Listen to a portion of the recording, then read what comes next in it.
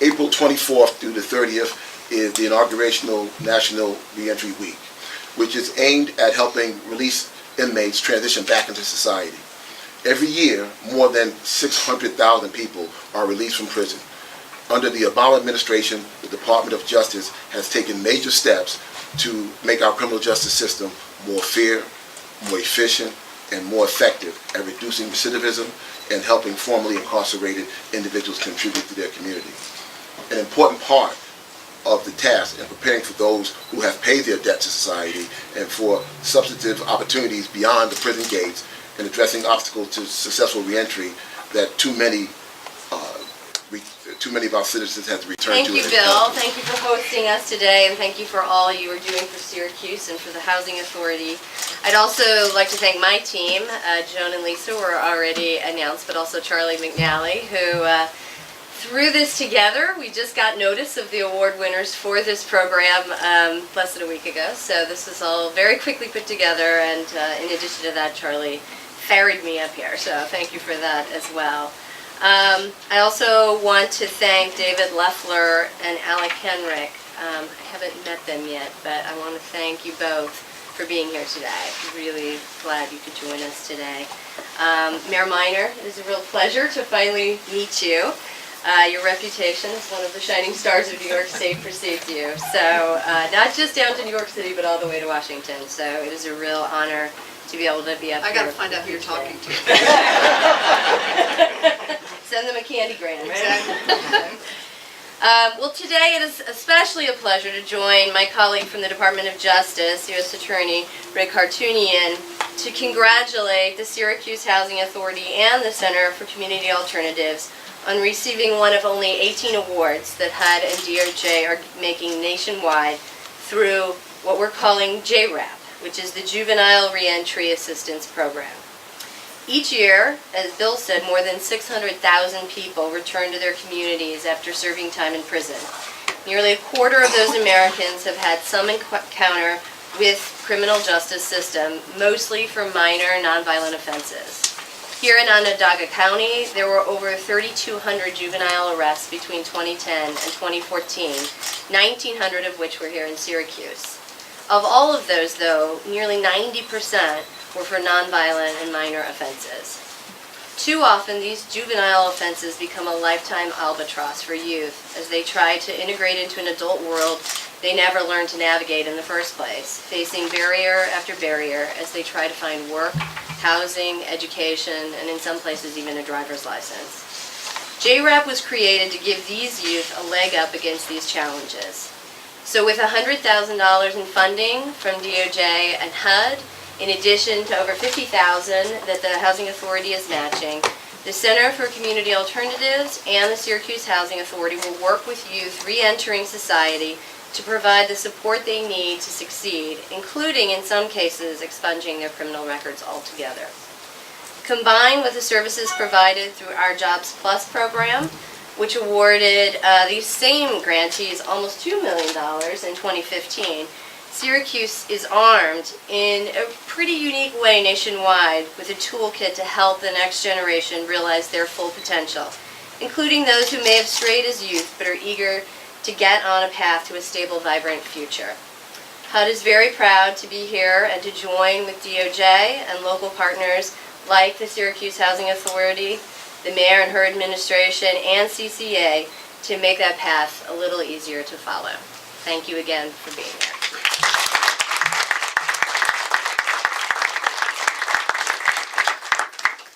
Thank you, Holly. Our next speaker is U.S. Attorney from this region, Richard Hartunian. Thank you.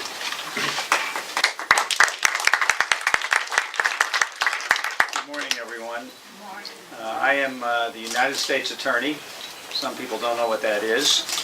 It is the chief federal law enforcement officer in a region, and there are 93 of us around the country. Our region is called the Northern District of New York, and it spans from Ulster County up to the Canadian border, through the Albany area, and out west here to central New York, Syracuse, and up in the Watertown area, and even below this in the southern tier in Binghamton. So it is a large 32-county area, more than half the state. And in addition to being the chief law enforcement officer in that area, I get to work with my colleagues in the 93 other federal districts around the country. And I get to talk to them a lot. And I've got to tell you that they are all committed to this idea of giving people second chances. And it's not always been that way. I've been a prosecutor for over 25 years. I started as an assistant district attorney in Albany County. And I will tell you, back in the old days, we didn't really think about second chances so much. We didn't think about kind of helping people after they got out of prison. Our focus was really on kind of fighting crime, and it was kind of singular. But things have evolved over the years, and I'm happy to see that evolution and be part of it. We realize that in addition to having to aggressively enforce the law, which is what we have to do as prosecutors to keep people safe, there sadly are bad people who want to do harm, and there's nothing we can do about them other than aggressively prosecute them and put them in jail. But beyond that, we've realized that there are others who make mistakes, commit their crimes, get punished, sentenced, and pay their debt to society, and come out and actually want to change their lives. And that's what we're here to talk about today. This is kind of a week recognizing second chances and what we can all do in partnership together with the great folks who are here representing the agencies who are actually putting their money where their mouth is and taking steps to help improve the lives of those who want to help themselves. So that is really what we're about this week, and I'm proud to be part of it on behalf of the Justice Department. I get to work pretty regularly with our Attorney General, Loretta Lynch, a former U.S. Attorney herself from Brooklyn, our Deputy Attorney General, Sally Yates, who is a former United States Attorney from Atlanta, and I meet with them regularly, every 5 or 6 weeks or so. I serve as the Vice Chairman of their Advisory Committee, and we talk about different approaches that we can take as federal prosecutors. Again, the idea that we have to aggressively enforce the federal criminal law, but that we have to also take a broader, more comprehensive approach to fighting crime. And that's the only way we think we're going to be effective, because we realize we can't just arrest and arrest and arrest people and really make a difference. So with efforts like this, with the focus on reentry, people seeking second chances, and trying to support those efforts if they're done in good faith and done with some hard work on the part of people who are returning from prison, we want to help those folks as well. And so we're, as I said, very excited to be part of it.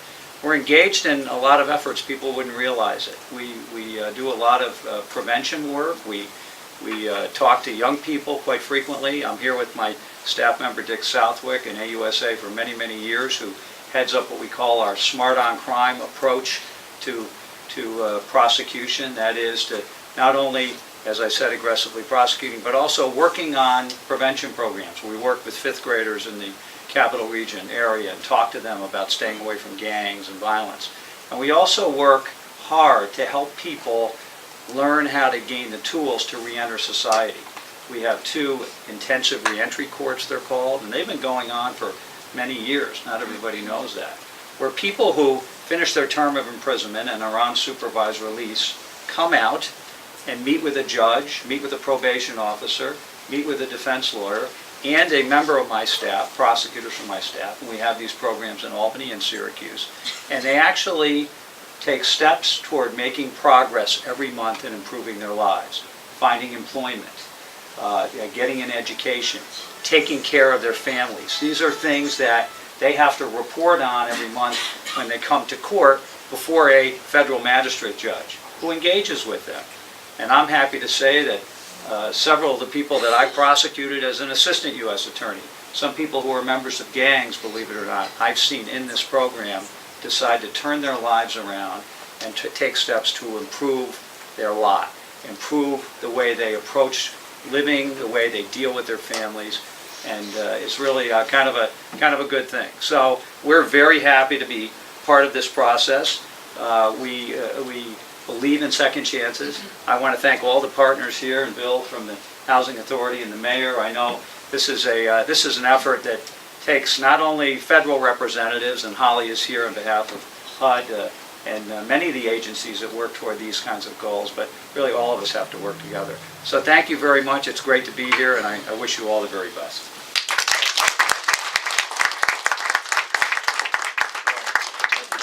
And our very own Mayor Stephanie Minor.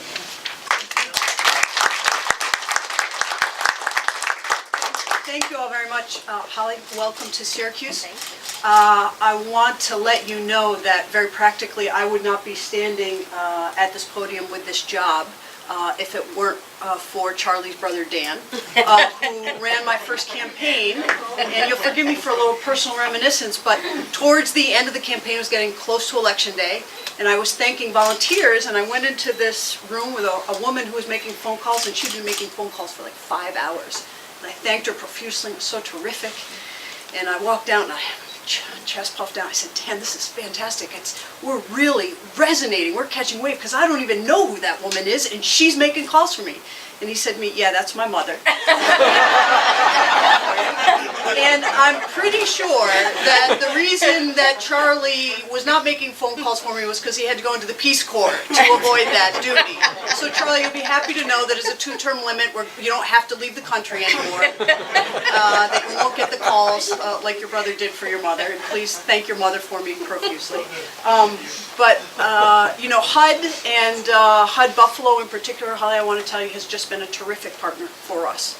And as we, you know, enter into this world of unique challenges, we sort of have a theory that we operate under in the city of Syracuse, and that is adapt and overcome. And today's challenges are, while they resonate from the same places that they did in the past, they are different. And our tools and our ability to try to solve those problems and help people is fostered by your office and the advice that you give us and the creativity and innovation. So I want to thank you very much, because I know often that people don't think that government is very innovative or creative. But it is, and HUD Buffalo in particular is with us. And today this announcement shows that. But it also shows how important partnerships are. Because without the kind of partnerships from the Syracuse Housing Authority or the U.S. Attorney's Office, we would not be able to stand here and deliver this kind of news. These partnerships are important because they're extraordinarily good people doing very good work. The Syracuse Housing Authority is bragged about across the country. Everywhere I travel, people talk about what extraordinary work the Housing Authority is doing, and the fact that while we, relatively speaking, are smaller in size, our intellectual firepower and our ideas and our creativity, we can match up with anybody. And the reason that we can do that is because the people who are on the board, like Bruce and Gladys, and who run the organization, like Bill and Dave, are constantly thinking and wondering about how do we make people's lives better who live in our who live in the Housing Authority. How do we do that? And what are their problems? What prevents them from making the next step in their life? And over again, we have heard about the over-criminalization of some of our youth in our country. It's being discussed on a national level, but before it was even discussed on a national level, we were talking about it here in Syracuse. And the fact that when you come out of the system and you have that conviction, that's a stain. And a stain that is often too big and too dark than it should be, and particularly as a juvenile. But these folks in front of you have recognized that that is stopping people from achieving their goals and their dreams, and it's unfair that that happens. It would not just be Stephanie Minor in the city of Syracuse, and I'm going to even talk about, it wouldn't just be the U.S. Attorney's Office. We can't do this alone. We need everybody, because this is a multi-pronged effort. And I am proud to say that in the city of Syracuse, that we work together to solve these problems, to adapt and overcome, and nobody ever says, that's not my job. Everybody says, let's figure out a way where I can make it part of my job and part of your job, and then ultimately, it is for the people who live in our city, the families who live in our city, the children who live in our city, so that we can give them the ladders to success, and that we can make sure that we can adapt to those challenges and importantly overcome this. I want to thank you for, and of course President Obama, for making these resources available, because as innovative and as creative as we get here, and we are very innovative and very creative, particularly SHA, who's been known to take 2 nickels and make them into 50 cents, we still do need resources, because these problems are deeply entrenched.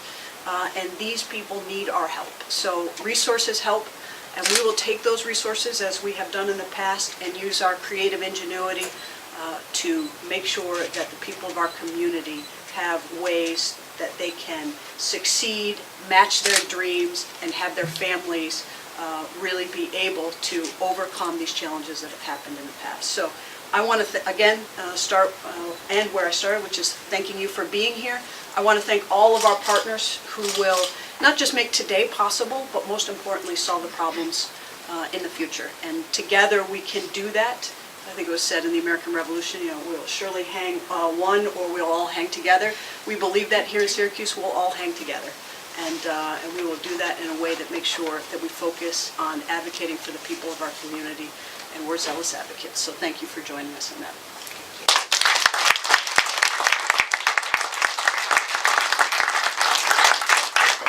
Thank you, Mayor Minor. And the mayor talks about the importance of partnerships. And so before I call up our next partner, I do want to acknowledge his predecessor.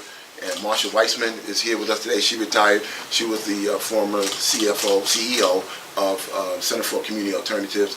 And it was that partnership with SHA that really significantly started 4 or 5 years ago that really much led us here today, where we are today. So, but I do want to bring up her new successor, and Dave Conliff, the new CEO of Director for Community Alternatives. David.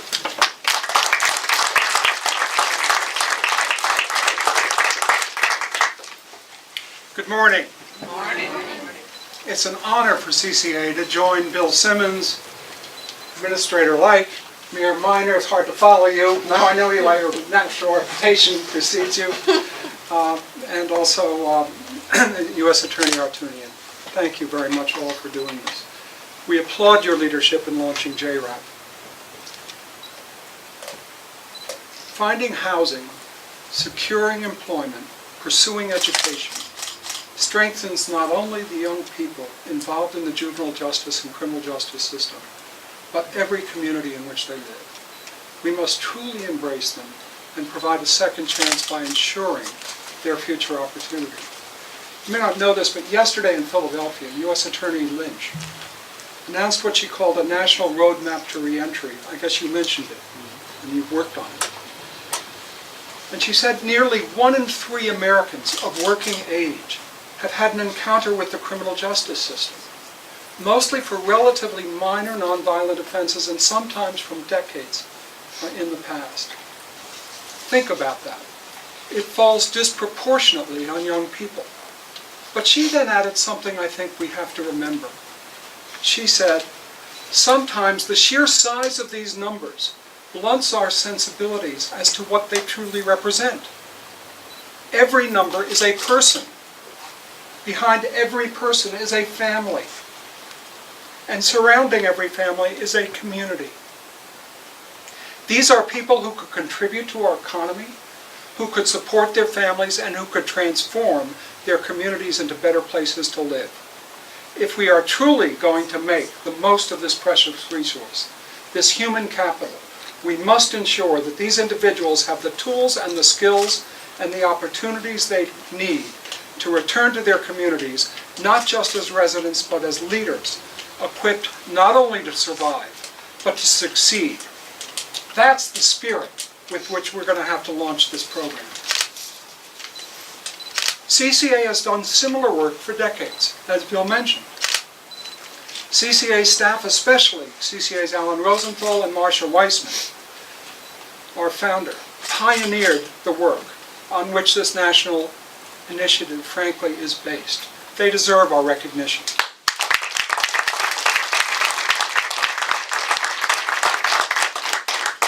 As Bill mentioned, we've had a long partnership, CCA, with the Housing Authority. And you may not be aware, but the Housing Authority in Syracuse is now a national rock star, especially Bill Simmons. He literally is. I am not kidding. There are conferences where I'm told he has been cheered. He has recognized that communities are stronger and safer when we welcome and support all.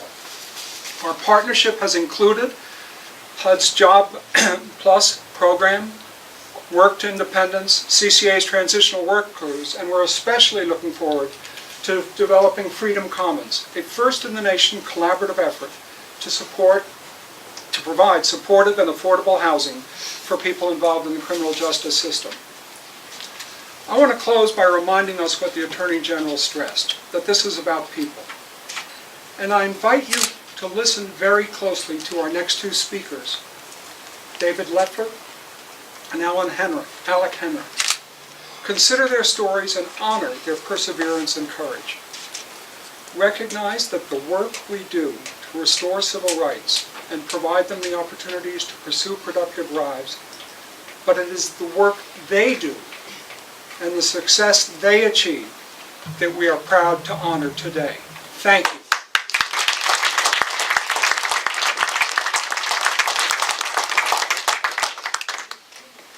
Come on up, young man.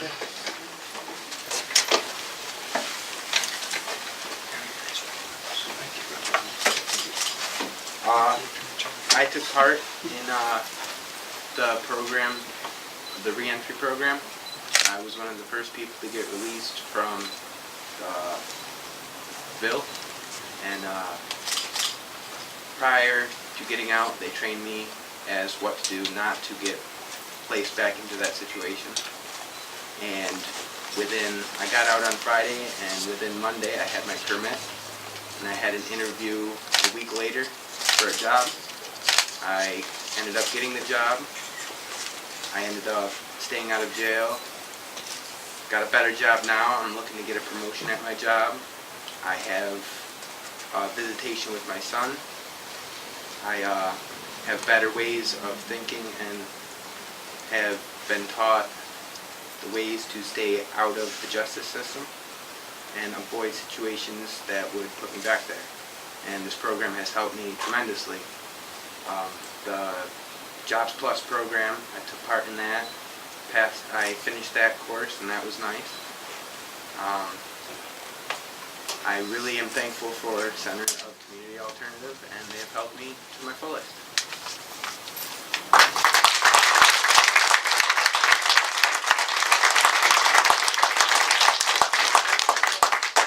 Yeah, want to wish. Oh, we got one more. Yeah, come on up. We got a lot of brave young men come up here.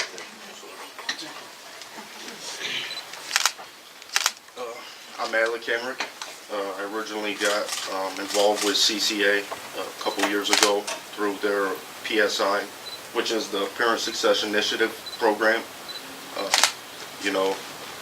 I'm very lucky because it was a lottery to even get in, that my name got picked, so I was accepted into the program. I got involved with them because I was a young father at a young age, and I was having difficult life experiences, which brought me into criminal convictions and everything around that sort. They did provide me a job, which was very beneficial. They also provided me the reentry services of accurately reporting my criminal record, fixing any mistakes, which there were several mistakes on my criminal record. And we even helped change the company policy here in Syracuse that discriminated against me just due to the fact that I had a conviction. And at that interview, actually, we took an aptitude test, and as I analyzed, I was the only one who completed the aptitude test, and I can assure you that I got every answer on it correctly. And the guy ended up telling me, it's company policy not to hire people with felony convictions, and that was beyond frustrating to me. But I'm more than grateful that I had CCA in my corner. I was able to go tell them what happened, and they were able to give me the resources to file a complaint with the Human Rights Division. And I don't know how successful I would be if they weren't there with me at that point in time, because that was definitely frustrating, and I don't know if I would have kept persevering if there wasn't a action for me to take beyond that level. And with their program and everything, it's really given me a good structure and foundation I'm a proud father now. I have graduated college with a bachelor degree.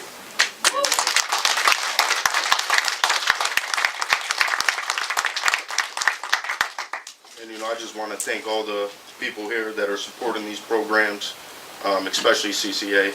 I'm very looking forward to my second chance. So thank you.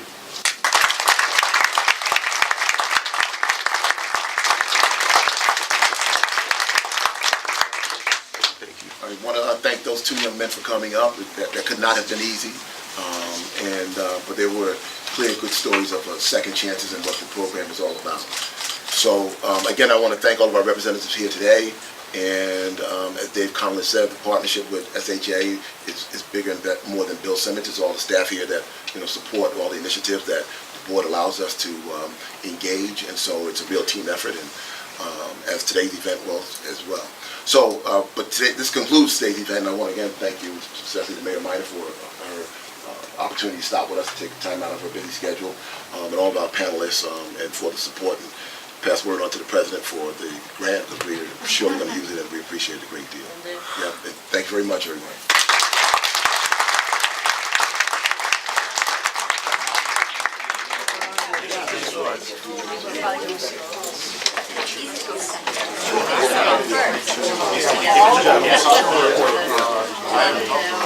First.